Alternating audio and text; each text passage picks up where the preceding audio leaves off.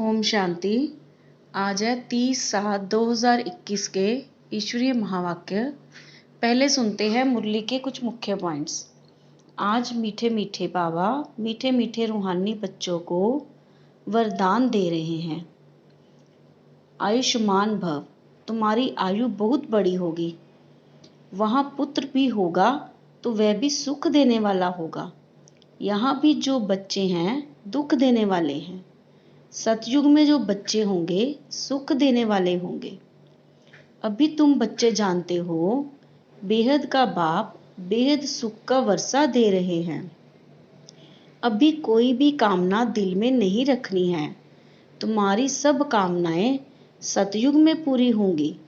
इस नरक में कोई भी कामना नहीं रखनी है, ना ही धन की, ना ही कोई बड़ी नौकरी मिले। कोई जास्ती तमन्ना नहीं रखना है। पेट तो एक पाव रोटी खाता है, लोभ भी नहीं रखना है। जास्ती धन होगा वह तो खत्म हो जाना है। बच्चे जानते हैं बाबा हमको स्वर्ग का मालिक बनाते हैं। अब बाप कहते हैं दे दान तो छूटे ग्रहण। दान कौन सा देना है? 5 विकारों का दान देना है। 5 विकारों का दान देंगे तो 16 कला संपूर्ण बन जाएंगे। बाबा कहते 1-2 के ऊपर काम कटारी चलाना ये सबसे बड़ा दुख है। इसलिए सन्यासी लोग स्त्री से अलग हो जाते हैं। कहते हैं इसने छोड़ दिया। इस समय राम राज्य में सब पतित पाप आत्माएं हैं। अभी समय बहुत कम है। तुम अगर बाप की श्रीमत पर नहीं चलेंगे तो श्रेष्ठ नहीं बनेंगे। बच्चों को ऊंच से ऊंच बनना है, इसलिए 5 विकारों का दान देना है। बाप कहते हैं बच्चे अब पतित नहीं बनो, काम महाशत्रु को जीतो। इससे ही तुमने आदि मध्य अंत दुख को पाया है। बाप कहते हैं तुम स्वर्ग में बिल्कुल पवित्र थे, अब रावण की मत पर तुम पतित बने हो। भल माया के तूफान आए परंतु पतित नहीं बनना है, मनुष्य से देवता बनना है। तुम ही सतो प्रधान पूज्य देवता थे, फिर तुम ही पूज्य से पुजारी बनते हो। हम निरोगी थे फिर रोगी बनते हैं, अब फिर से निरोगी बन रहे हैं। जब निरोगी थे तो आयु बड़ी थी, अब तो देखो बैठे बैठे मनुष्य मर जाते हैं, तो कोई भी आस नहीं रखनी है। सारे भारत पर राहु का ग्रहण है, फिर चाहिए बृहस्पति की दशा। तुम जानते हो अब हमारे ऊपर बृहस्पति की दशा बैठी है।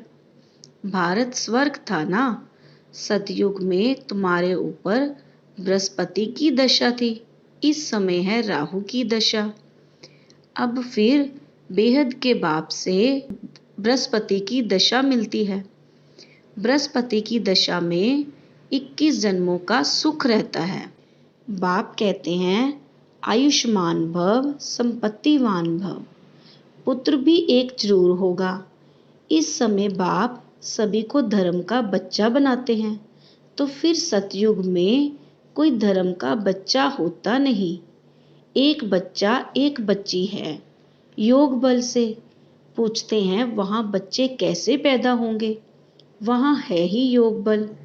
ड्रामा में नूंद है। सतयुग में सब योगी हैं। कृष्ण को योगेश्वर कहा जाता है।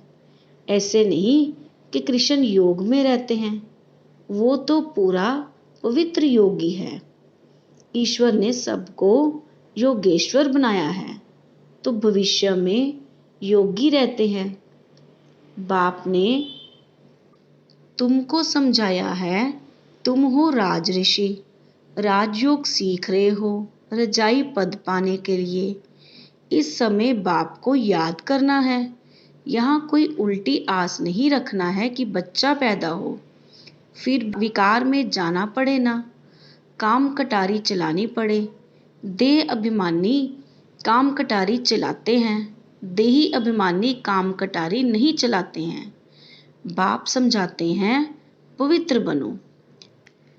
तुम ब्राह्मण हो राज ऋषि, ऋषि हमेशा पवित्र होते हैं, बाप को याद करते और रजाई का वर्षा लेते हैं।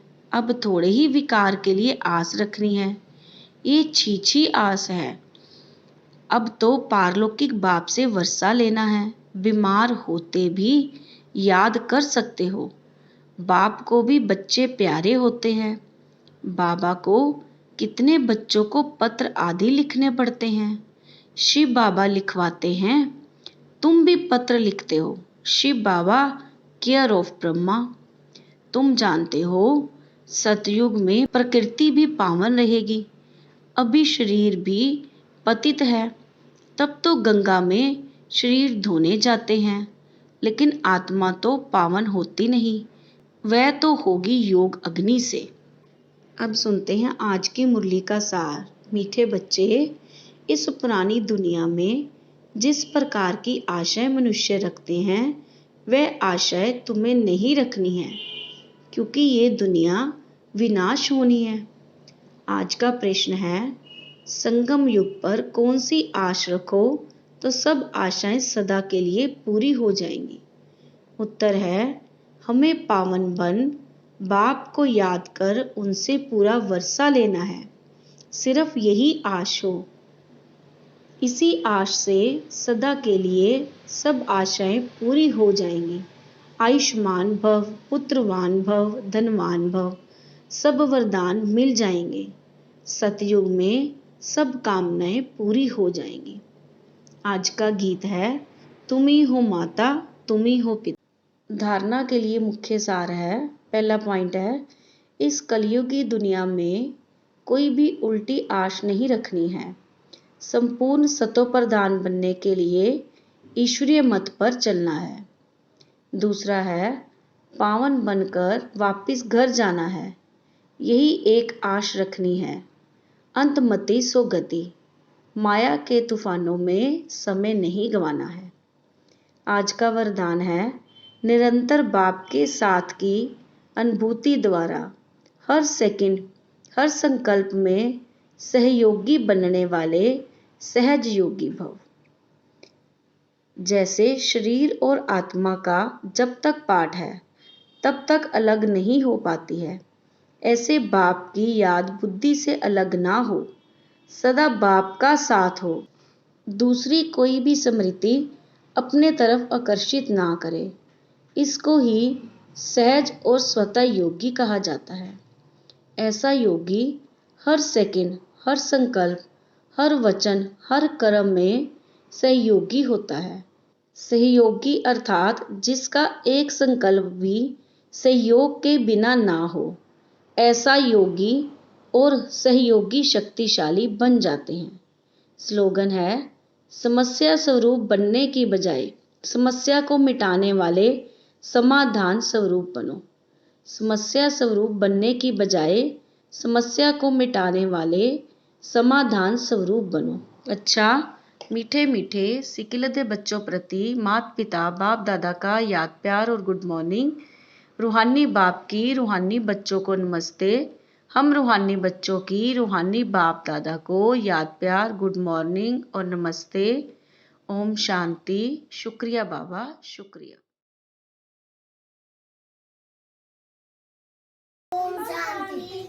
आज की मुरली में बाबा ने कहा है, इस कलियुगी दुनिया में कोई भी उल्टी आशा नहीं रखनी है।